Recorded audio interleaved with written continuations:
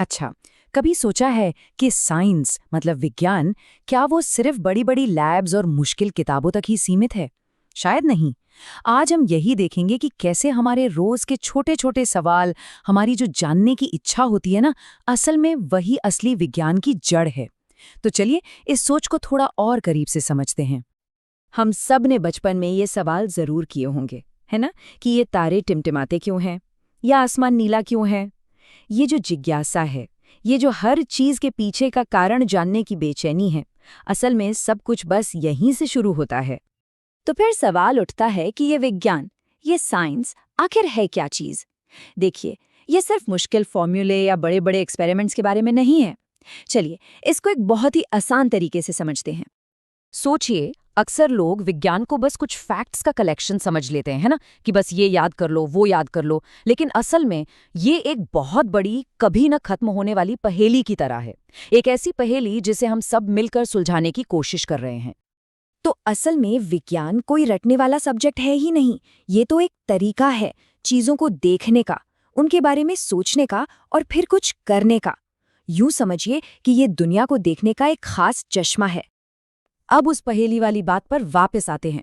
सोचिए, जब भी हम उस पहेली का एक टुकड़ा सही जगह पर लगाते हैं ना, तो हमें लगता है वाह, ये तो सुलझ गया।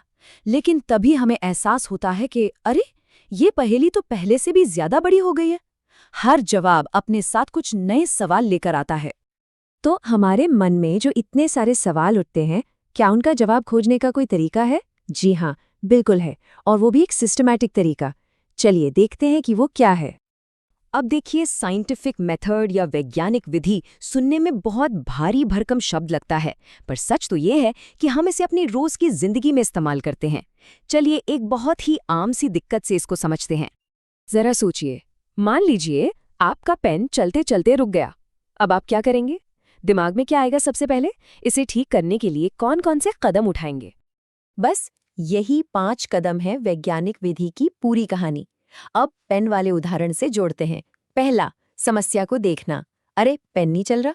दूसरा, सवाल पूछना, ये चल क्यों नहीं रहा भाई। तीसरा, अनुमान लगाना। लगता है स्याही खत्म हो गई है। चौथा, उस अनुमान को टेस्ट करना। चलो रिफिल खोलकर देखते हैं।